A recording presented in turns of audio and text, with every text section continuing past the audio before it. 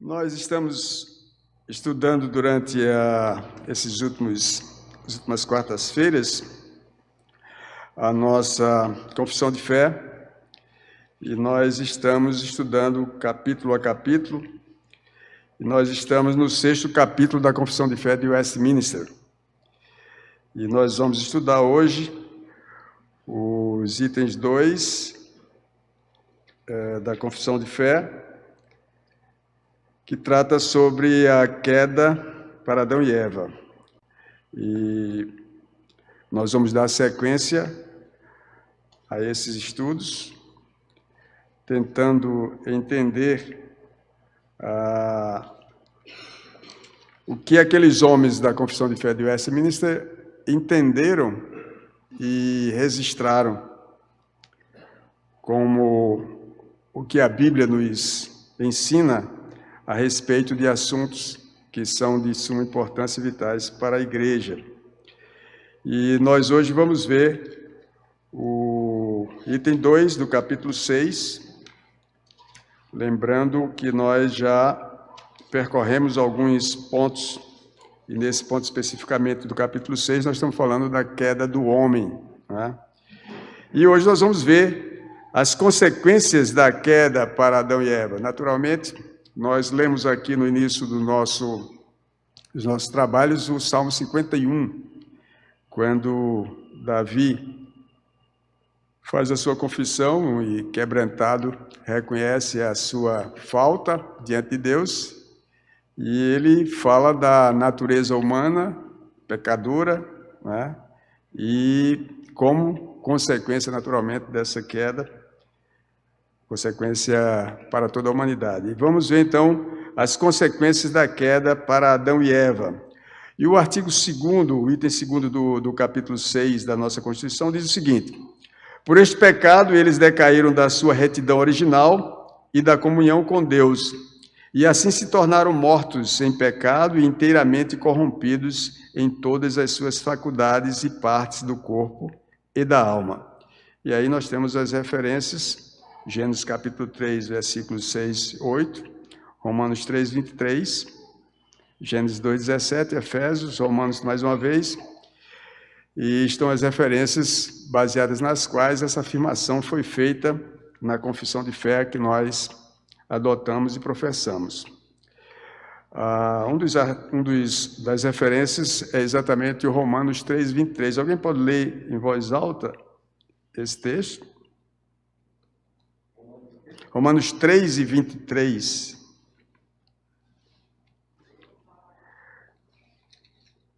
Pois todos pecaram e carecem da glória de Deus. Esse é um dos versículos que a gente, quem foi criado na igreja, especialmente, né, tem bastante conhecimento dele, sempre citado, né? Porque todos pecaram e carecem da glória de Deus. Aliás, nós temos estudado, estamos terminando o livro de Ezequiel na escola dominical, e uma das coisas que Ezequiel procura mostrar para o povo que estava no cativeiro era que ali eles estavam pagando as consequências de seus pecados e consequência, naturalmente, da natureza pecaminosa do próprio homem. E assim nos diz a nossa confissão de fé que por este pecado eles decaíram da sua retidão original e da comunhão com Deus. Lembra-se que quando Adão pecou e quebrou essa comunicação com Deus, a primeira coisa que ele fez foi efetivamente tentar se esconder de Deus. Pois bem, então aqui está no estudo que está sendo acompanhado durante essas quartas-feiras, a questão das perdas.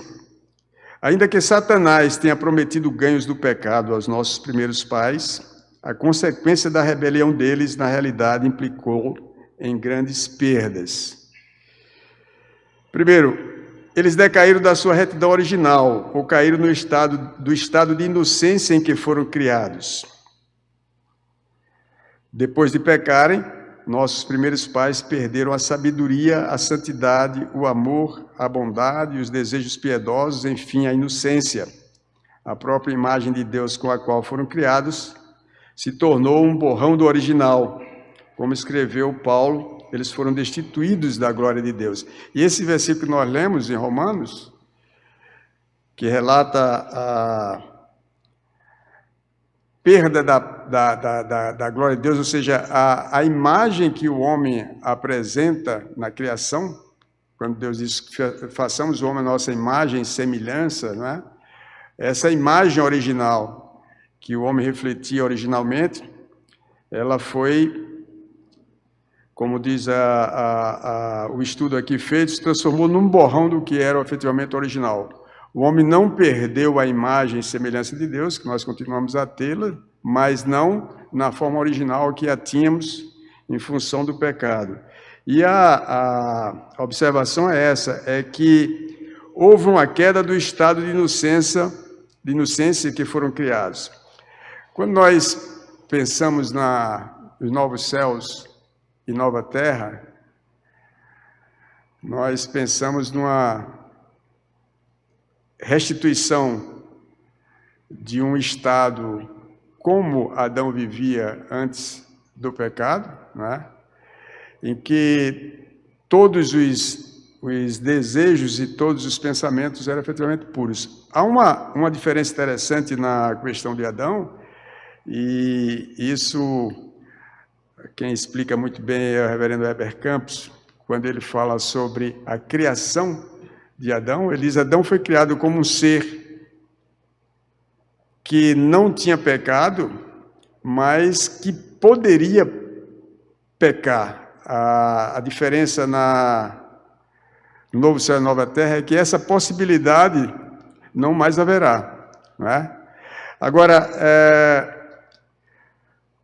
essa expectativa e aí fica para a gente meditar e pensar a respeito desse assunto, e é interessante que a gente enfrente as questões que dão razões para a gente acreditar naquilo que nós acreditamos. Como é que Adão poderia ter pecado se o pecado não foi por ação interna dele, porque ele era puro? A atuação foi exterior, mas a explicação, inclusive, que eu acho razoável do reverendo Weber é que, de fato, ele foi criado de forma perfeita, como Deus o criou, mas lhe permitiu a possibilidade, inclusive havia a possibilidade de desobediência, como de fato acabou desobedecendo realmente a ordem de Deus. Pois bem, então depois que pecaram, nossos primeiros pais perderam a sabedoria, a santidade, o amor, a bondade, os desejos piedosos, enfim, a inocência. E aí eu volto ao pensamento do novos céus e nova terra, onde todos os nossos pensamentos, os nossos desejos serão santos, sem a possibilidade alguma de pecaminosidade nesses pensamentos, nesses desejos. Seriam como deveria ser e foram o de Adão, desejos piedosos, que era a sua inocência preexistente ao pecado. A própria imagem de Deus com a qual foram criados se tornou o borrão do original, e é isso que está aqui escrito, e é o que nós registramos através do que a própria palavra de Deus diz, da destruição da glória de Deus. O segundo item: eles decaíram da comunhão com Deus. A mais terrível consequência do pecado é a inimizade que se fez entre o homem e Deus. O Senhor não pode comungar com o que é impuro, ele odeia o pecado. Ao escolher a rebelião do pecado, o homem fez a opção por se separar de Deus e das bênçãos que essa comunhão produz. Depois de pecar, o próprio ato de Adão foi fugir de Deus. A explicação, inclusive, que nós damos para combater chamado livre-arbítrio na busca do homem, na iniciativa do homem na busca a Deus, é o exemplo de Adão.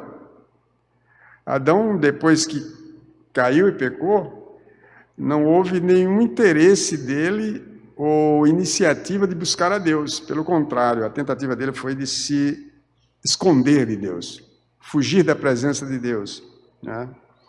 E quando Paulo diz que por meio de Jesus Cristo, nós fomos reconciliados com Deus, saímos daquela situação de rebelião, porque essa é a expressão que demonstra a queda do homem, é a rebelião, o ato de rebelião contra Deus. Essa comunhão e a bênção dessa comunhão, que essa comunhão produz, naturalmente, separou o homem de Deus e o homem perdeu essa comunhão com a produção que ela realmente trazia à vida de cada um de nós. Depois de pecar, o ato dele foi realmente fugir de Deus. Muitas das consequências do pecado demoram um pouco para ser percebidas, mas uma foi percebida de imediato. O relacionamento entre o homem e Deus mudou. Na verdade, as consequências do pecado, elas têm consequências imediatas, mas têm consequências também futuras e têm consequências retardadas. E isso a gente vê ao longo da história do próprio povo de Deus, não é? Quando nós vemos aí alguns fatos acontecidos, como a própria escravidão do povo, o exílio do povo de Israel, foi uma consequência posterior e retardada de um fato que foi pecaminoso. Ou seja, algumas consequências, elas são demoradas a se verificar, a serem processadas, mas outras são de consequência imediata. E o relacionamento entre o homem e Deus mudou de forma imediata, foi percebida. Aliás, a própria condenação, a maldição da terra, não é? E as condições, inclusive do próprio homem, foram consequências imediatas do pecado. Eu digo sempre que Adão deve ter se arrependido amargamente quando viu a maldição da terra, aquilo que a gente não é capaz de imaginar o que significaria essa terra regenerada, restaurada. A gente não tem a menor condição de pensar, mesmo porque com a maldição que adveio do pecado, nós vemos cenas de tirar o fôlego da beleza da própria natureza, ao ponto da própria Sagrada Escritura dizer que os céus proclamam a glória de Deus e o firmamento anuncia as obras das suas mãos. Ou seja, mesmo com a maldição da terra, nós vemos coisas belas ainda. Agora, imaginem essa terra restaurada, ou a situação em que vivia efetivamente Adão antes do pecado e o que ele percebeu imediatamente após o seu pecado. Pois bem, então a primeira consequência do pecado de Adão e Eva foi a quebra do relacionamento com Deus. Depois, primeiro o homem fugiu e se escondeu de Deus. É o que nos relata Gênesis, no capítulo 3, versículos de 8 a 10. Depois o Senhor o expulsou do Éden. Veja as consequências desse relacionamento, da quebra desse relacionamento, né? Você, além de perder o relacionamento com Deus de imediato, você também foi expulso. O homem foi expulso do Éden. A inimizade se interpôs entre o homem e o Criador. Em Gênesis 3, a pior de todas as notícias é dada: o homem pecou. Desde então, o universo e a vida do homem foram radical e negativamente afetados. Palavras como medo, maldição, engano, dor, sofrimento e fadiga eram até então desconhecidas. Quando nós vemos a vida em que, efetivamente, nós temos conhecimento, o pouco que nós temos conhecimento da vida de Adão e Eva, numa fase antecedente ao pecado, nós percebemos que há uma ruptura nesse relacionamento que traz consequências terríveis. E, primeiro, o próprio estabelecimento da morte, as consequências da própria natureza do próprio homem, a consistência do próprio homem, não é? O que levou a ter notícias muito desagradáveis e muito ruins com o pecado do homem. Medo, maldição, engano, dor, sofrimento e fadiga eram até então desconhecidas. Sensações e sentimentos como cobiça, vergonha e medo começaram a ser experimentados e foram acompanhados de novas ações como fuga, transferência de culpa, autocomiseração e inveja. Lembro que foi que Deus disse a Adão, quando Adão explicou-se, ou tentou se explicar com relação ao fato de ele se esconder de Deus, ou tentar se esconder de Deus? Qual foi a expressão dele? Nós vimos que estávamos nus, né? Então, as condições, inclusive, do próprio homem passaram a ser percebidas. Vergonha, medo, foram experiências advindas com o pecado e a queda do homem.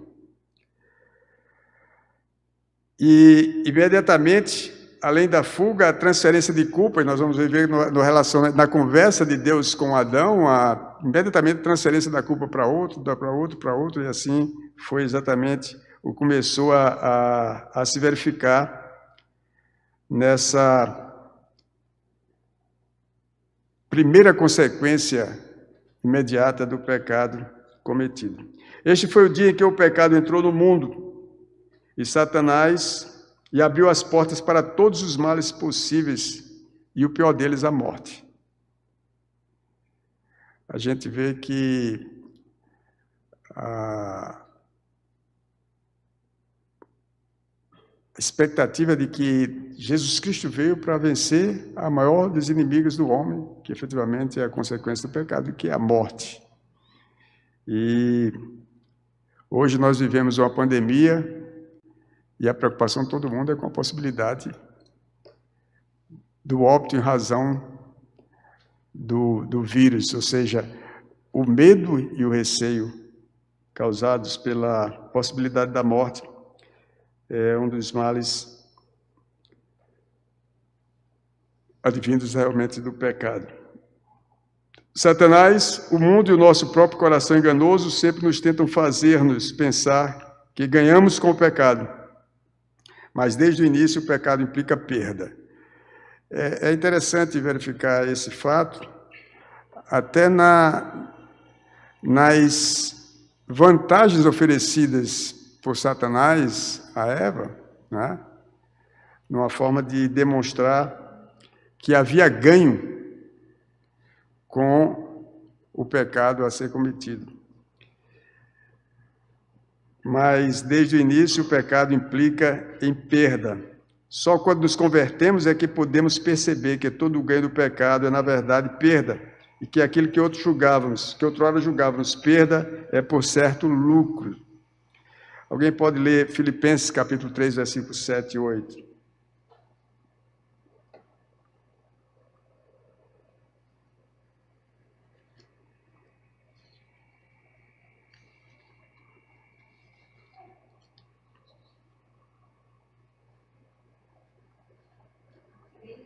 Sete e 8. Mas o que para mim era lucro, isto considerei perda por causa de Cristo. Sim, deveras considero tudo como perda, por causa da sublimidade do conhecimento de Cristo Jesus, meu Senhor, por amor do qual perdi todas as coisas e as considero como recurso para ganhar a Cristo. Essa informação, só quando nós nos convertemos, e aí o registro de Paulo aos Filipenses, dizendo o seguinte: olha, o que antes eu considerava que era lucro, na realidade era perda, ou seja, não havia na vida de pecado resultados positivos, na realidade. O que depois da conversão você verifica é que aquilo que parecia ser lucro, na realidade é perda e só perda. E naturalmente que o que nós julgávamos perda, aí invertemos efetivamente os valores pela visão que se tem em razão da conversão. Muda-se completamente o sentido de todas as coisas. E um dos textos que aqui está é que aproveita o homem ganhar o mundo inteiro e perder a sua alma. E essa é a expressão bíblica é loucura, né? Chama louco. esta noite pedirão a tua alma, o que tens, para quem será? O que adianta o homem ganhar o mundo inteiro e perder a sua alma?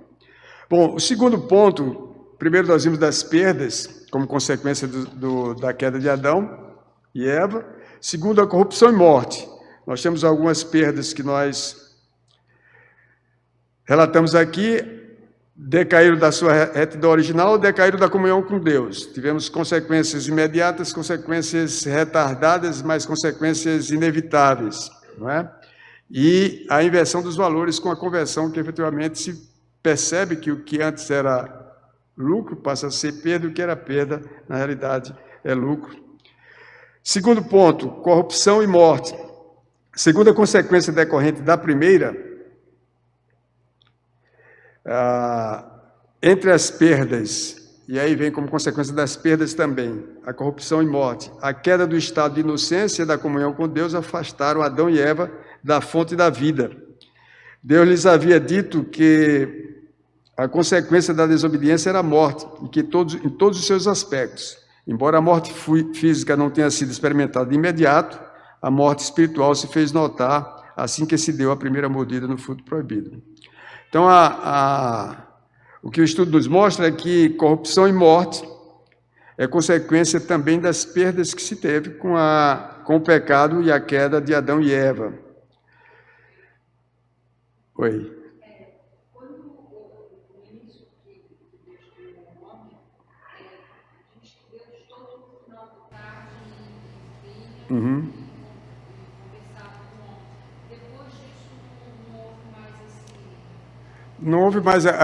essa foi uma consequência imediata, que é a quebra do relacionamento com Deus, não é? Essa comunhão que existia do homem com Deus. Agora também Deus continua procurando o homem, mas que... Aí desde o Jardim do Éden, quando a queda se deu, ele já pré-anunciou o resgate e a redenção realmente do homem, né? Porque isso já fazia parte dos decretos de Deus que nós já vimos. Exatamente. Bom, então, como subitem da corrupção e morte, se tornaram mortos em pecado. A morte espiritual do homem se deu com a queda, com o pecado imediato. Embora a morte física, ela não se deu de imediato, no primeiro momento, mas a morte espiritual foi uma consequência imediata desse pecado. Se tornaram mortos em pecado. Isto se refere à morte espiritual provocada pelo pecado. Efésios 2:1. A alma alienada de Deus está morta, mesmo que o homem esteja vivo. Além disso, a morte física está em foco aqui também, pois mesmo que ela não tenha ocorrido imediatamente, ela se tornou uma realidade inescapável. Não é? O homem, após a queda, pertence ao reino da morte e não mais ao da vida. E é interessante que, a partir daí, a preservação da vida passa a ser uma luta, não é? E não uma situação natural. Ou seja, o que antes era natural na vida, ela deixa de ser, e a preocupação, e inescapavelmente, a condição se leva ao fim, morte. Então, se tornaram mortos em pecado. O homem, após a queda, pertence ao reino da morte e não da vida. Sua intenção não é apenas dizer que viveram sob o risco da morte, senão que declara que ela era uma morte real e presente, pela qual foram subjugados. Com a morte espiritual não é outra coisa senão o estado de alienação em que a alma subsiste. Em relação a Deus, já nascemos todos mortos, e a Bíblia nos diz o quê?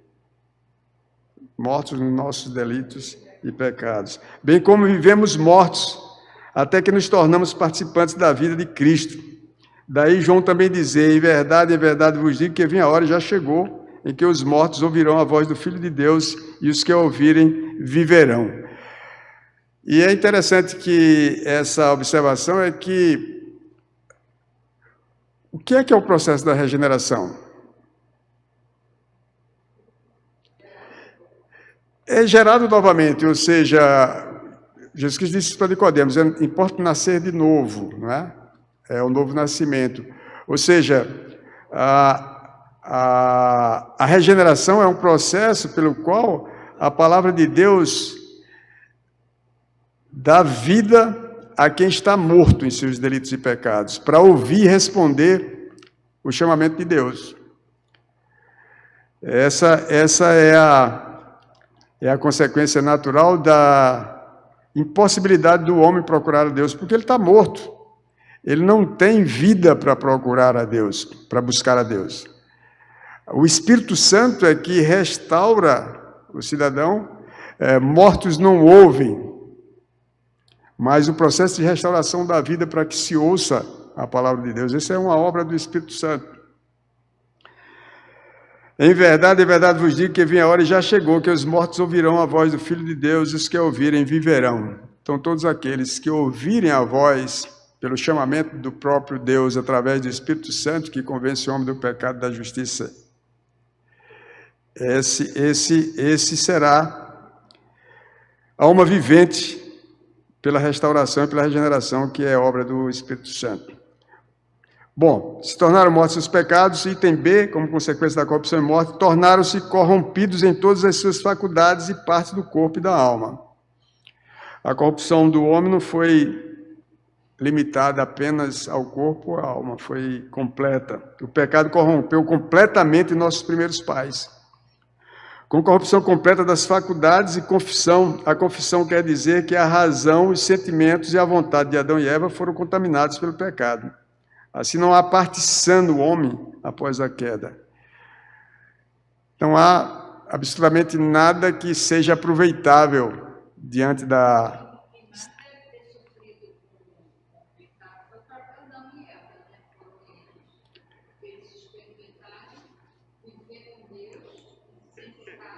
Olha, eu tenho a impressão que ele deve ter sentido com muito mais consciência, né, o impacto do pecado, porque nós já nascemos no pecado. Ele tem um conhecimento do que era antes. A mudança é completa, né? Ele provou a excelência da criação. Pois é. Ter o privilégio de conversar diariamente com Deus, né? E ainda levar nas costas a responsabilidade do resto do mundo, né? Porque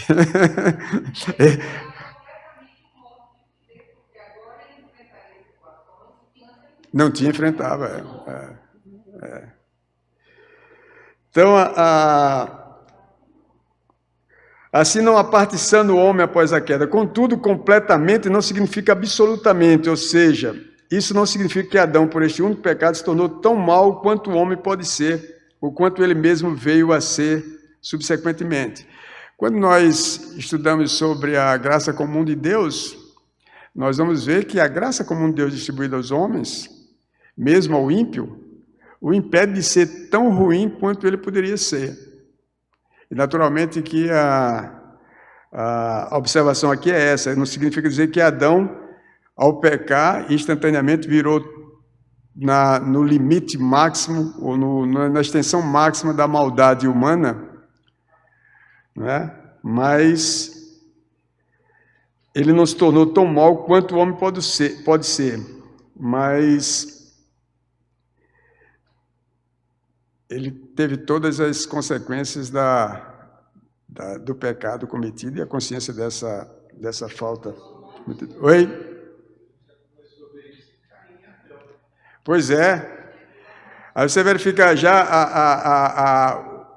quando se alastra a questão do pecado, vai verificando uma das descrições interessantes que eu já ouvi é quando Abraão se despediu, se separou de Ló, que há um relato interessantíssimo nessa expressão.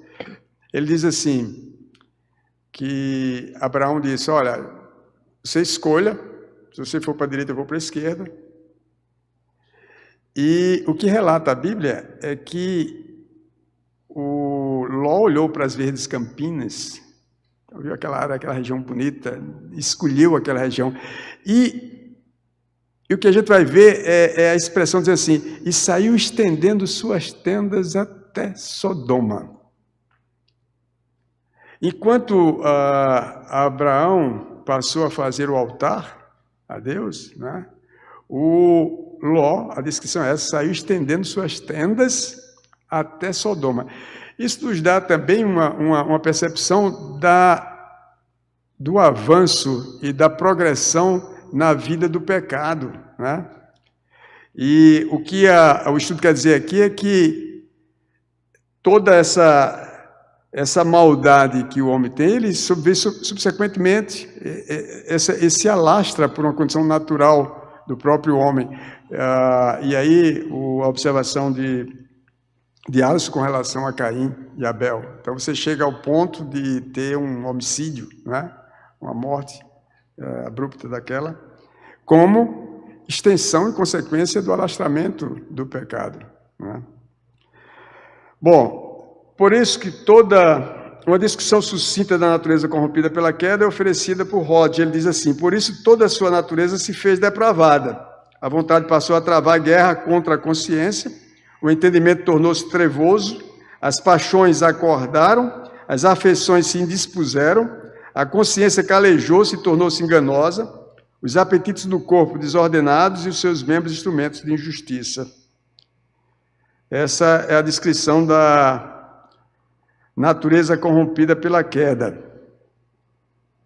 De forma geral, os catecismos resumem assim o estado do homem depois da queda.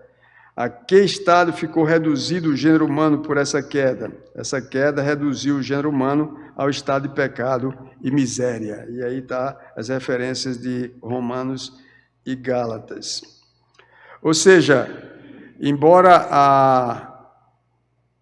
Adão não tenha se transformado no homem pior que pudesse existir em função da maldade que era capaz o homem de produzir pelo pecado, mas o pecado dá vazão a essa progressão de maldade, e a graça comum de Deus é responsável pelo homem não ser tão mal quanto poderia efetivamente ser, né?